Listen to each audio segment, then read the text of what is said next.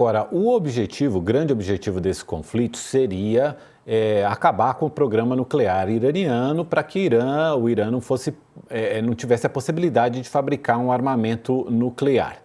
Para que isso aconteça, ou se vai para a solução diplomática, o que não está acontecendo no momento, ou então é preciso de fato atingir as instalações onde o Irã está enriquecendo o urânio, está desenvolvendo seu programa nuclear. A principal dessas instalações fica enterrada numa montanha e para atingi-la, só uma bomba, a gente tem inclusive uma arte que a gente preparou sobre isso, só uma bomba que apenas os Estados Unidos têm. Vamos dar uma olhadinha como é que seria a ação desse armamento. Está aí o mapa do Irã. Essa instalação nuclear que está localizada ali em Fordow, né, a usina de enriquecimento de combustível, que fica a mais de 60 metros ali de profundidade. E essa bomba, que é uma bomba de 6 metros de comprimento, pesa mais de 13 toneladas. Essa é uma bomba que ela é famosa por distribuir bunkers, atinge aí 60 metros de profundidade. Essa sim seria uma bomba capaz de fato comprometer o programa nuclear iraniano. Acontece que, para essa bomba ser jogada, os Estados Unidos têm que entrar na guerra. Porque só os Estados Unidos têm essa bomba, só os Estados Unidos têm a aeronave capaz de transportar e lançar essa bomba. E aí, Hilton, te trazendo aqui para a conversa também, se os Estados Unidos entram de fato nessa guerra, aí a chance desse conflito escalar aumenta bastante.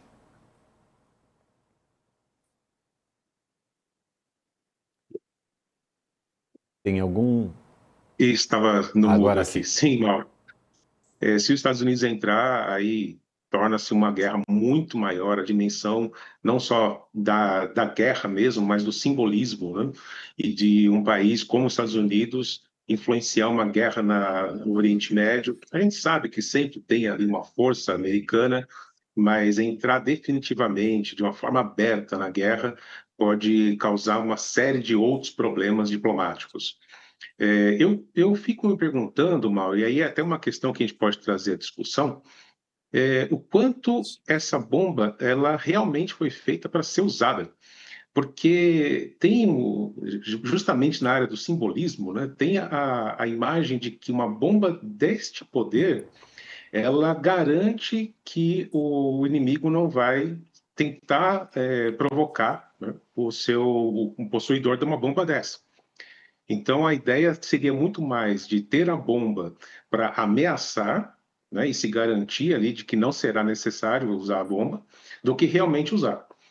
E aí, outra pergunta que eu acho que vale a pena fazer é se Netanyahu, sabendo que não conseguiria, com seus próprios armamentos, atingir o principal ponto de enriquecimento, né, de combustível, se ele sabia disso, por que que ele já começou a guerra, né, tentando atingir os pontos militares? Ele precisava primeiro negociar com os Estados Unidos para ter certeza que seria possível atingir também essa área? São questões que levam a gente a pensar que o grande problema aí não é simplesmente acabar com o programa nuclear iraniano, né? Tem muita política por trás. O caso de Netanyahu é complicado. Ele quase teve que deixar, né, o governo, ele sofre muitas pressões. A guerra é também uma cortina de fumaça para que ele continue no governo.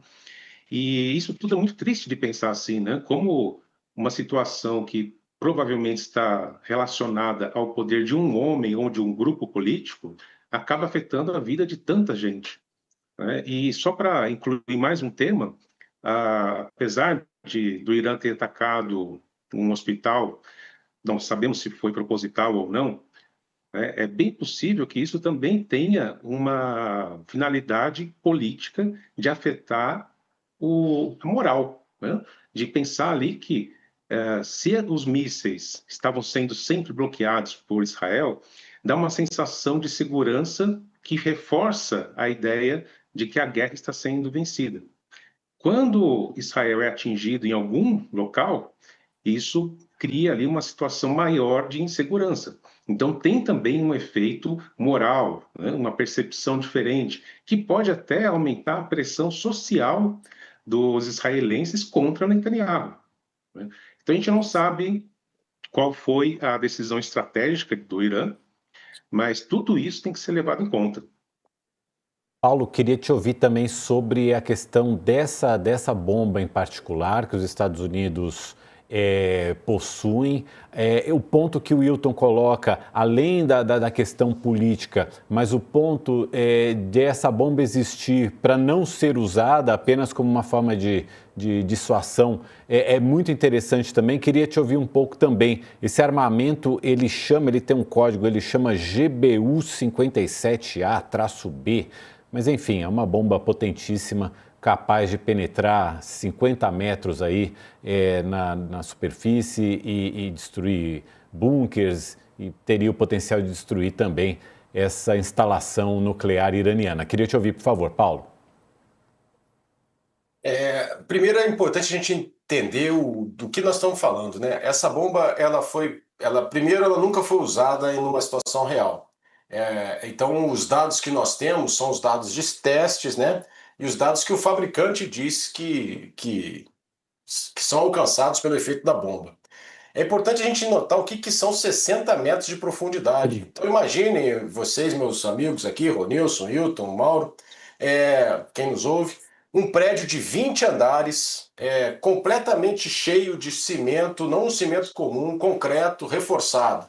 Uma bomba caindo lá no telhado desse prédio e percorrendo esses 60 metros, esse prédio de 20 andares, e só explodindo lá embaixo, quando chegar no térreo, no plano, né?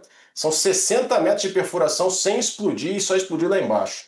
Eu conversando com os meus amigos militares, né, sobre isso, a gente é muito cético, para falar a verdade, que isso realmente aconteça. É lógico que ninguém quer ver uma bomba dessa em operação, né, do ponto de vista humano, mas do ponto de vista militar, eu tenho curiosidade de ver essa bomba sendo empregada para ver se ela realmente tem esse efeito. Eu custo muito acreditar. Ela só pode ser lançada a partir de uma aeronave, porque ela pesa 13,6 toneladas, né? Ela pesa mais do que um carro de combate Urutu, por exemplo. Acho que todo mundo aí já viu um Urutu, né? Um carro de combate brasileiro. Ela pesa mais do que aquele carro.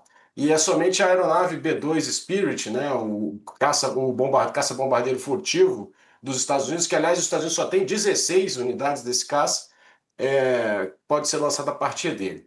Então é uma arma muito especial e eu concordo com o Hilton, né? Ela é uma arma evidentemente dissuasória. Ela indica, né? A existência dela indica que não adianta você cavar lá nas profundezas um bunker que os Estados Unidos vão te encontrar. Resta saber se isso é verdade. É claro que não é necessário destruir completamente a instalação, né? Se eles conseguem lançar essas bombas nos acessos desses bunkers em alta profundidade, dessas instalações de alta profundidade, você consegue colapsar os acessos, nada mais sai, e aí isso vai destruir aquela instalação. Então essa é a característica militar da bomba. Do ponto de vista estratégico, essa guerra está sendo travada por Israel, pelo primeiro-ministro Netanyahu, teoricamente ou para acabar com o programa nuclear iraniano ou para atrasar bastante. E para que isso aconteça, necessariamente a instalação de Fordow tem que ser atacada. E para isso, necessariamente tem que haver a entrada dos Estados Unidos na guerra. Então eu acho que a estratégia israelense, isso é uma opinião minha, né, uma dedução minha, posso estar errado, mas a estratégia israelense foi criar um fato consumado e a partir desse fato consumado, de uma certa maneira, empurrar os Estados Unidos para a ação militar, deixar os Estados Unidos sem outra alternativa que não empurrá-lo para a ação militar. O presidente Trump sempre disse que não gostaria de se envolver num conflito no Oriente Médio, talvez ele acabe se envolvendo, e como o professor Hilton disse, se isso acontecer, a chance de um espalhamento, né, dessa guerra se espalhar para a região é muito grande, porque os Estados Unidos têm muitos alvos, muitos dos seus interesses no Oriente Médio, tem tropas, por exemplo, no Iraque. Essas tropas não têm a proteção antiaérea que tem Israel e seriam alvos relativamente fáceis para um míssil desse iraniano. E se houver um ataque a Fordow e um contra-ataque que elimine aí 20, 30, 40 soldados americanos no Iraque, por exemplo, não vai haver outra alternativa para o presidente Trump, pela opinião pública americana, pelos casos históricos, do que enviar tropas para o Irã. E aí a guerra vai se espalhar de uma maneira muito, muito grave. E essa é uma possibilidade que eu julgo que é real. Eu acho muito mais fácil o conflito entre Israel e Irã se espalhar para uma guerra regional muito perigosa, muito mais fácil isso acontecer, por exemplo, entre Israel e Irã nessa guerra atual, do que, por exemplo, entre Ucrânia e Rússia, que já dura 3 anos e meio. E só para a gente pontuar, né, da posição dos Estados Unidos nesse momento, o Wall Street Journal publicou que o presidente Donald Trump já teria aprovado os planos de ataque dos Estados Unidos ao Irã, mas está aguardando uma posição do governo iraniano. Quer saber se Teherã vai sinalizar, se vai abrir mão do programa nuclear ou não. Né? Então, estaria nesse sentido. O Trump vem fazendo ameaças, inclusive ameaçou matar o Ayatollah Khamenei, que é o líder máximo do Irã, líder religioso e político do Irã, pedindo que o Irã, pedindo a rendição incondicional do Irã, fazendo todo um jogo retórico, mas de qualquer forma já haveria então planos militares dos Estados Unidos aprovados por Donald Trump, mas ali em compasso de espera para saber da reação dos iranianos. Um ponto curioso, e aí curioso no sentido dos personagens aqui, e aí vai ao encontro do que o Paulo falou sobre um conflito regional, mas que eventualmente a gente sabe que os conflitos a gente sabe como é que começa, mas não sabe direito como é que termina. Houve uma ligação telefônica, a agência Reuters está noticiando, entre o presidente chinês Xi Jinping e o presidente da Rússia, Vladimir Putin, condenando os ataques de Israel ao Irã, ou seja, se posicionando mais ao lado do Irã, mas defendendo uma solução diplomática para o conflito. E aí eu digo que é curioso, porque o Vladimir Putin defender uma solução diplomática é sempre algo curioso. A própria agência de notícias chinesa destacou que o presidente chinês disse que países com influência ali na região deveriam ampliar os esforços diplomáticos para arrefecer a situação. Ele não chegou a citar os Estados Unidos, mas dizem que países grandes, com grandes influências na região, deveriam atuar diplomaticamente e não ficar botando mais lenha nessa fogueira.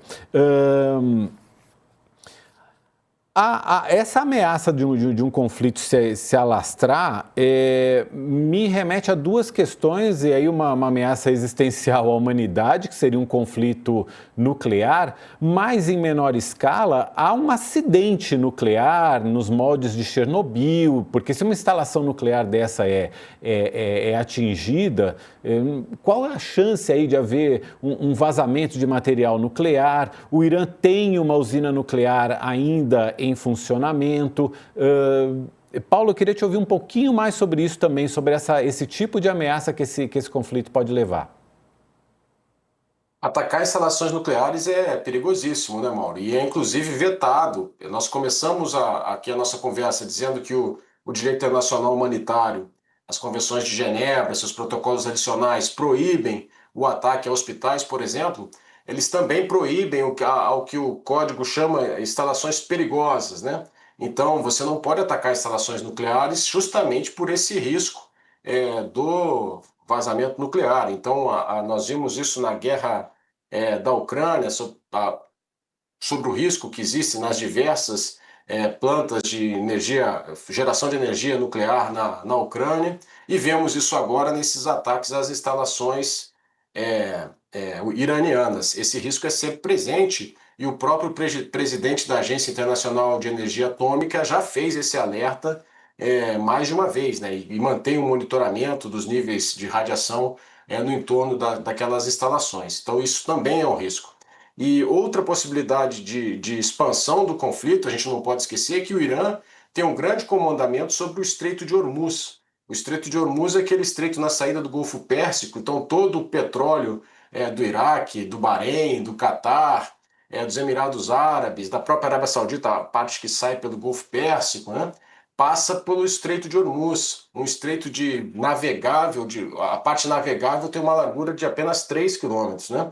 Então, o Irã, se ele se sentir contra a parede, sem alternativa, ele pode muito bem causar uma disrupção ao comércio global de petróleo no Estreito de Hormuz, interrompendo parcialmente ou mesmo completamente o tráfego por alguns momentos, e por ali passa 21% do petróleo do mundo, que o mundo consome todos os dias, né? Imagine o que isso causaria aí à economia global. Então, há sim uma série de preocupações de ordem ambiental, como essa que você falou, Mauro, de um possível vazamento de material nuclear num ataque desse, ou mesmo de ordem econômica, como uma interrupção do Estreito de Hormuz. Há muitas pontas soltas, há muitos pontos de grande perigo nesse enfrentamento entre Israel e Irã. Eu não quero parecer alarmista, né? Não é esse meu papel, mas é só para mostrar para o nosso telespectador que há sim esses riscos todos. Não é alarmismo, não. A gente tá lidando aí com fatos e com possibilidades que são realmente bastante preocupantes.